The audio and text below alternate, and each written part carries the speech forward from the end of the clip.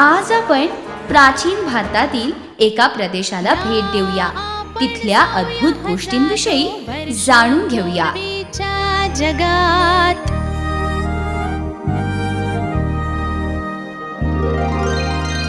राजा राणी राजकुमार आणि राजकुमारीला भेटायला देवाला जाणू आणि असुरांची अद्भुत कथा ऐकू. चला जाऊया त्या जगाची आपण अद्भुत सफर करायला. सफर करायला, सफर करायला, सफर करायला.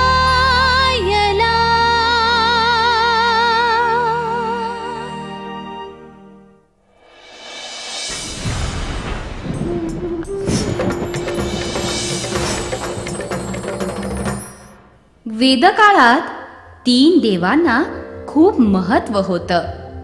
ब्रह्मा, विष्णू आणि महेश, अर्थातच शिव. ब्रह्मदेव हा विश्वाचा रचनाकार, विष्णू हा रक्षणकर्ता आणि शिव हा वाईट गोष्टींचा संहारक. ज्या ज्या वेळी या पृथ्वी तलावर असत्य आणि अधर्म ह्यांची अराजकता वाढली, त्यावेळी भगवान विष्णू पृथ्वी तलावर वेगवेगळ्या रूपामध्ये अवतरले. असेच ते श्रीकृष्ण रूपी 8व्या अवतारात या पृथ्वी तलावर अवतरले. ही कथा कृष्ण आणि गोकुळातील त्याच्या बालपणाविषयी आहे. ही कथा कृष्णाचा मामा राजा कंस व त्यांनी कृष्णाच्या आई वडिलांना मथुरेत दिलेल्या क्रूर वर्तनाविषयीची आहे. देवकी आणि वसुदेवाच्या 7 मुलांना त्यांनी मारलं होतं. कृष्ण गोकुळात राजा नंद आणि यशोदेच्या मायेच्या सावलीत फार लाडात वाढला होता. त्याच्या बालपणातच त्याच्यातील दैवी शक्तीची प्रचिती सगळ्यांना येऊ लागली. या उलट कंस हा सतत एका भविष्यवाणीमुळे दडपणाखाली वावरत असे. कंसाने अनेक वेळेला कृष्णाला जीवे मारण्याचा प्रयत्न केला.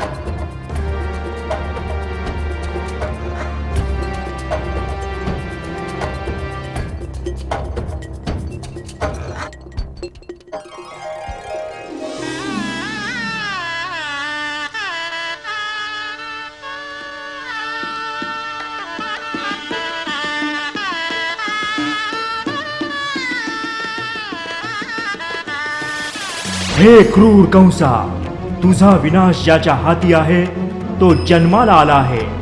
तो देवकीचा 8वा पुत्र आहे. तुझा मृत्यू त्याच्या हाती आहे.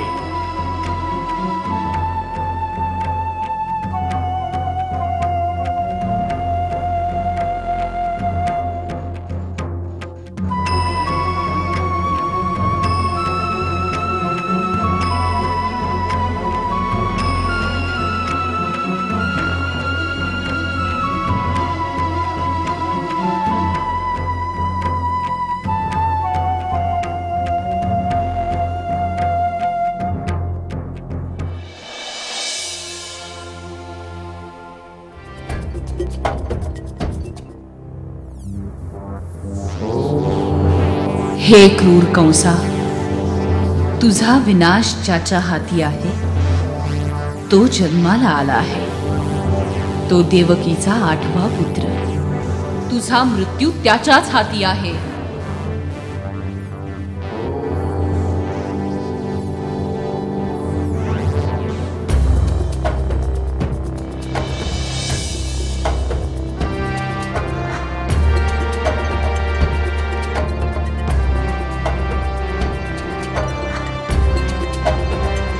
ही आकाशवाणी सत्य असेल का?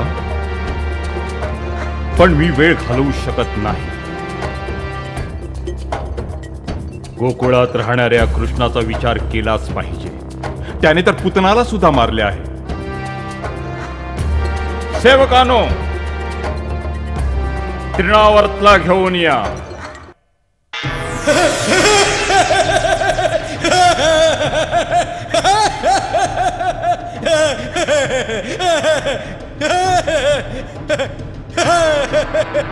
गोकुळात जा आणि कृष्ण नावाच्या त्या बालकाला कायमचा शांत करून ये. आणि हे बघ, काम झाल्याशिवाय परत येऊ नकोस.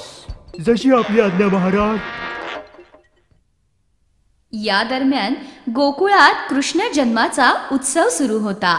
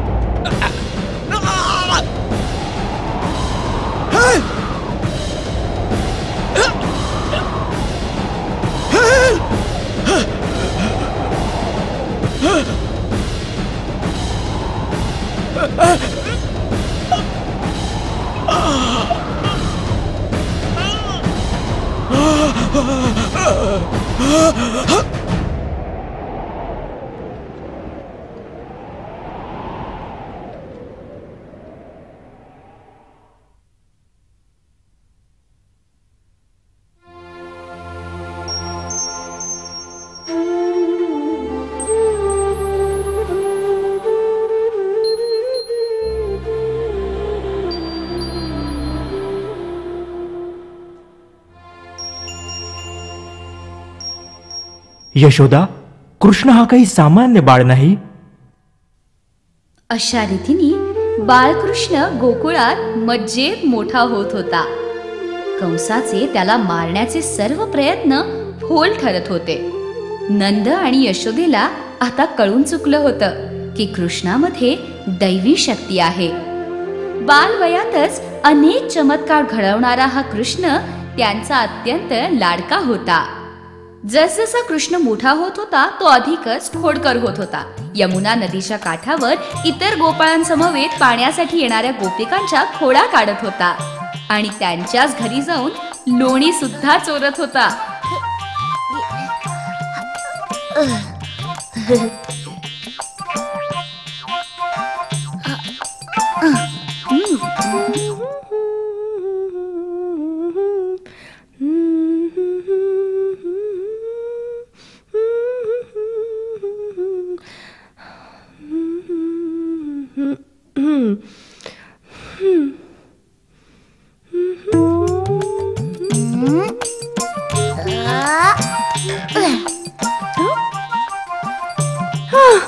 हा नक्कीच कृष्ण असणार.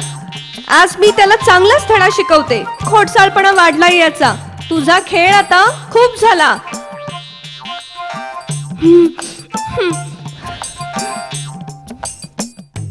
खाली उतर बघू. आधी खाली उतर म्हणते मी. खूप झाला तुझा खेळ. खूप मजा आली. तुझं मडकं फुटलं.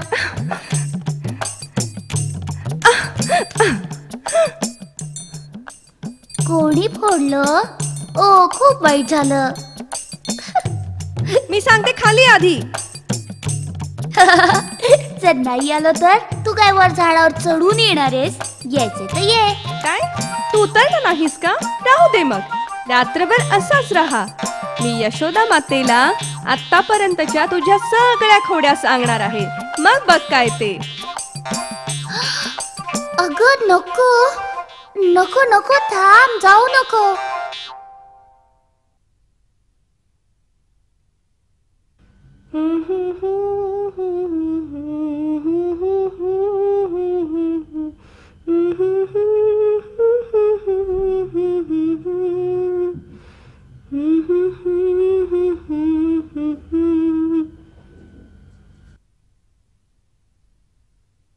माई, कृष्णाने अगदी कहरच केलाय. यमुनेच्या तीरावरून अख्खेच्या अख्खे भरलेले घडे आणणं शक्यच नाही आता. बघा, हा आमचे पाण्याने भरलेले घडे फोडतो, नाहीतर घरातील लोणी चोरतो. काहीतरी कर ना माई. अगदी खरं आहे. सकाळी मी नदीवर निघाले होते. सहज लोणी भरलेल्या शिंक्यावर लक्ष केलं तर काय घडा फुटून जमिनीवर होता. हे कृष्णाचंच काम आहे.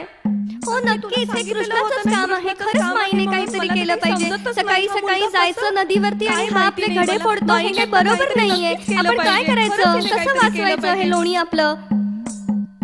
कुठे गेला हा? आता मात्र शर्थ झाली. कृष्णा, ए कृष्णा.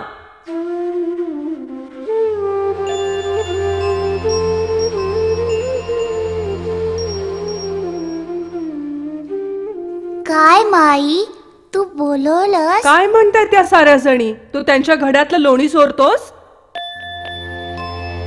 खरंच नाही माई, या खोटं बोलतायत. मी दिवसभर घरीच होतो. मग मी कसा लोणी चोरणार? घागरी कशा फोडणार? हा खोटं बोलतोय. आता हा नदी काठी होता. माझा घडा फोडला आणि आमच्या आधी घरी कसाला हेच कळत नाही. इथे ये कृष्णा. बरं, मला खरं सांग, तू सकाळपासून घराबाहेर गेला नाहीस? नाही माई. म्हणजे तू त्यांचा घडाही फोडला नाहीस? नाही माई. आणि मग तू त्यांचं लोणीही चोरलं नसशील? नाही माई, खरंच नाही. ती खोटं बोलतीये ग. मग तुझ्या तोंडाला हे काय लागलंय आणि हे कमरेला काय बांधलंय? पण माई, तुम्हाला काल लोणी दिलं होतंस तेच आहे. आणि सोंगट्या पण मिळाल्या. आणि पुरे झालं कृष्णा. तुझ्या खोड्या आता वाढायला लागल्या आहेत. तुला चांगली अद्दल घडवते. पण माई, माझं ऐकून तर घे.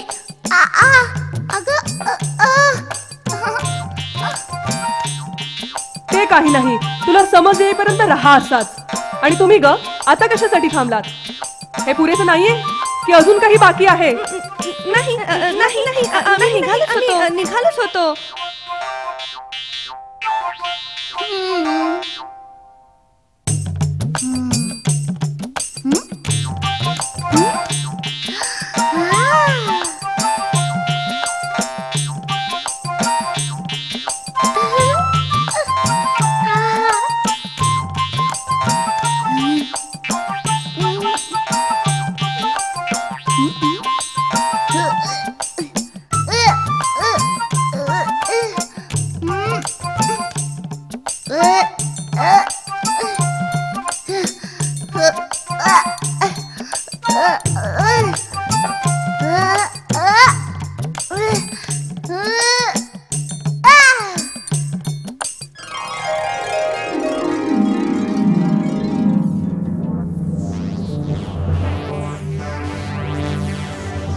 धन्य झालो हे प्रभू, आम्ही कुबेराचे पुत्र.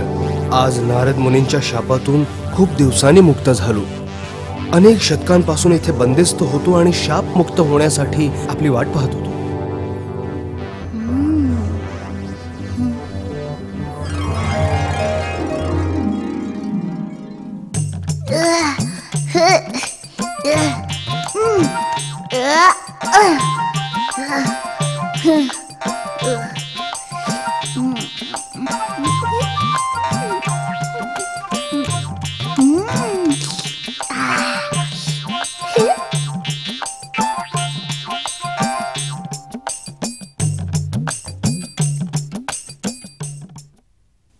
कंस कृष्णावर हल्ले करतच होता. त्यामुळे नंद, यशोदा, कृष्ण, बलराम आणि त्याची माता रोहिणी गोकुळ सोडून वृंदावनी आले. कृष्ण आपल्या सख्यांसमवेत वृंदावनात रमला आणि गावात सुख नांदू लागलं. पण कृष्णाचा अंत करेपर्यंत कंसाला धीर नव्हता.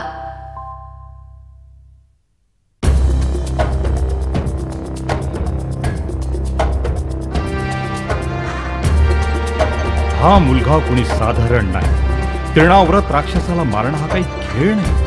भविष्यवाणी खरी ठरली तर नाही नाही, हे शक्य नाही. वत्सासुराला पाठवा.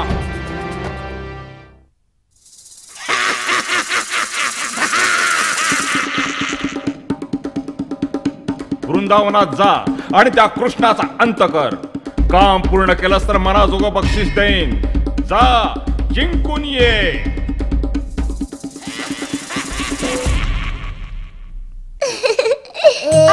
पकड पकड जरा पकड. अरे काय करते?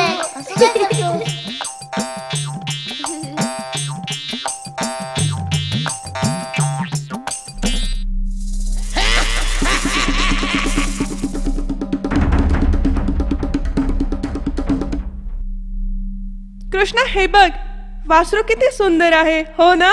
हो, खरंच खूप सुंदर आहे. चल जवळून बघूया आपण.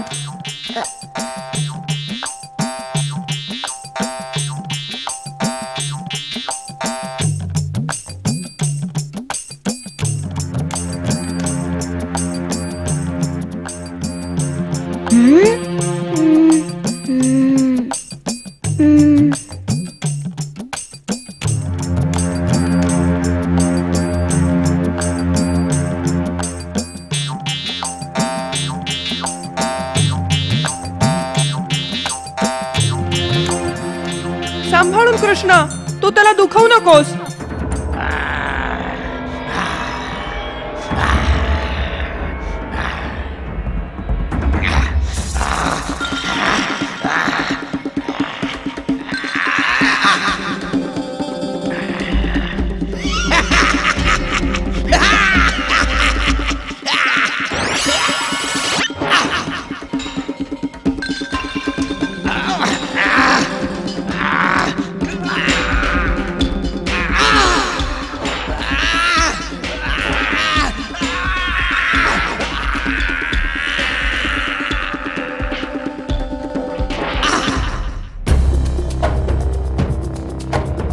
वत्सासूर माझ्या राज्यातला एकुलता एक राक्षस नव्हता.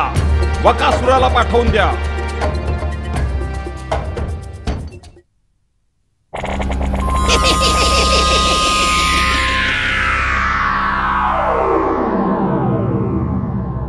जा वकासुरा जा. ज्याने तुझ्या बहिणीचा अंत केला त्याचा अंत कर. पुतनाला जीवे मारणारा तो कृष्ण वृंदावनात नांदत आहे. जा, बहिणीच्या मृत्यूचा सूड घे.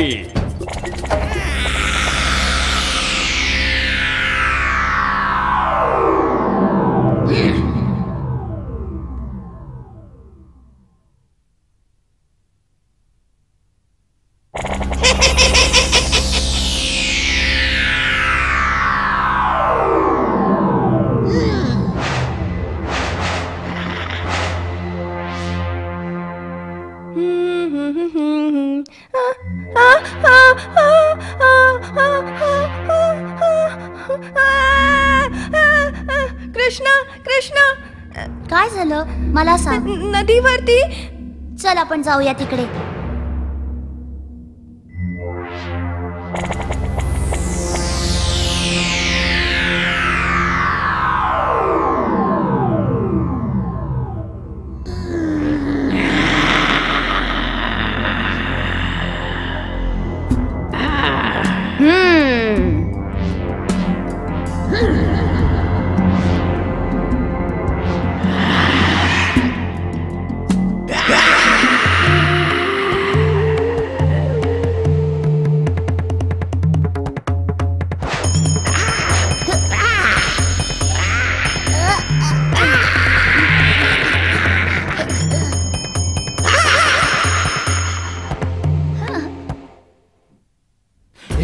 अविश्वसनीय आहे. वकासूर हा सर्वात शक्तिमान होता, अक्रूर. वृंदावनात जा आणि सर्व गोपाळांना बोलव, खास करून नंद आणि त्यांच्या कुटुंबियांना सुद्धा बोलव. माझ्या यज्ञात सहभागी व्हायला सांग. आणि हो, नंद आणि कृष्ण या दोघांनाही तुझ्या रथातूनच घेऊन ये.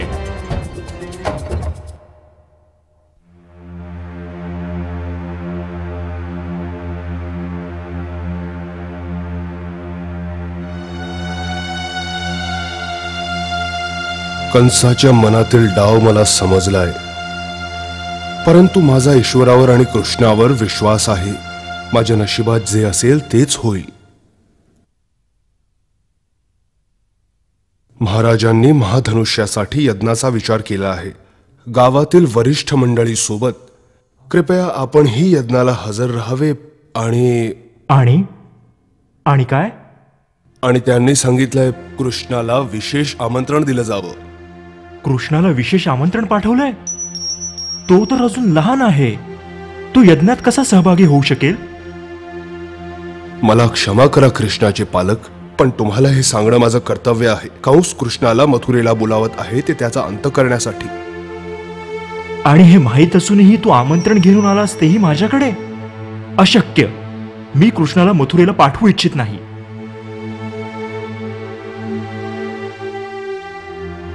पण तात, आपण राजाचं निमंत्रण नाकारणार तरी कसं? मला जायलाच पाहिजे. पण कृष्णा, मथुरेला जाणं सुरक्षित नाही. तात, माझ्यावर विश्वास ठेवा. मला जाऊ द्या.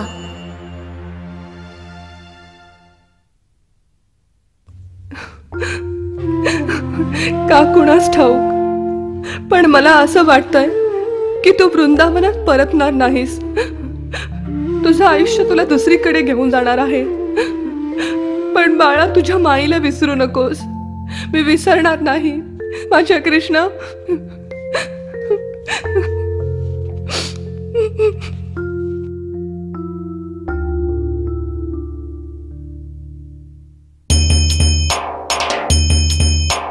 कृष्ण कृष्ण कृष्ण कृष्ण हरे हरे कृष्ण कृष्ण कृष्ण कृष्ण कृष्ण कृष्ण हरे हरे कृष्ण कृष्ण कृष्ण कृष्ण कृष्ण कृष्ण हरे हरे कृष्ण कृष्ण कृष्ण कृष्ण कृष्ण कृष्ण हरे हरे कृष्ण कृष्ण.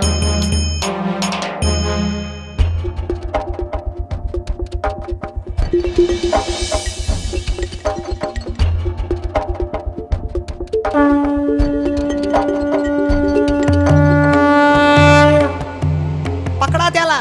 त्याला कुठे जाऊ देऊ नका. हे महाराजांचं धनुष्य आहे. ते आपल्याला नक्कीच शिक्षा करतील. पकडा त्याला.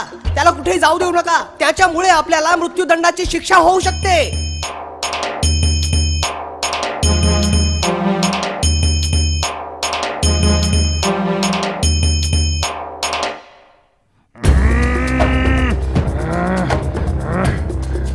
मी तुम्हाला चांगली शिक्षा करेन. तुमचे तुकडे तुकडे करेन. तो लहान मुलगा माझ्या महालात येतो काय, धनुष्य तोडतो आणि जातो काय, आणि तुम्ही नुसतं पाहत राहिलात? अविश्वसनीय. जा आणि त्याला उद्या मुष्टियुद्धासाठी घेऊन या. तो कुठल्याही परिस्थितीत घरी जाता कामा नये.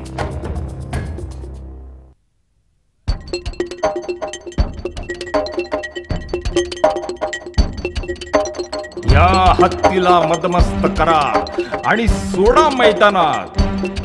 आज कृष्णाचा अंत पाहणार आहे मी.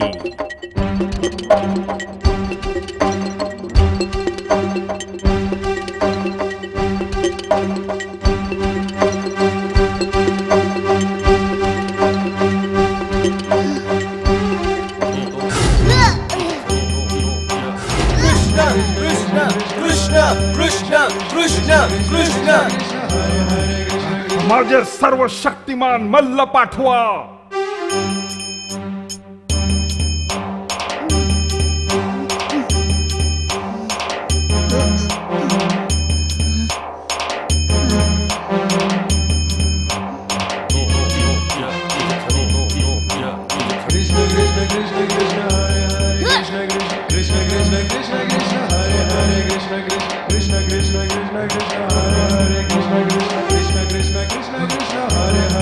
थांबवा त्याला सैनिकांनो. तू माझ्यावर चाल करून येणार, अटक करा रे त्याला सैनिकांनो.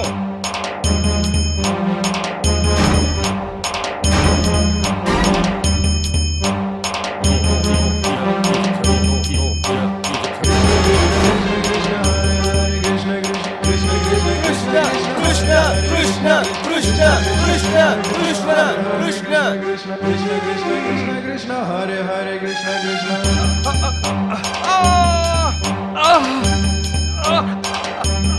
आ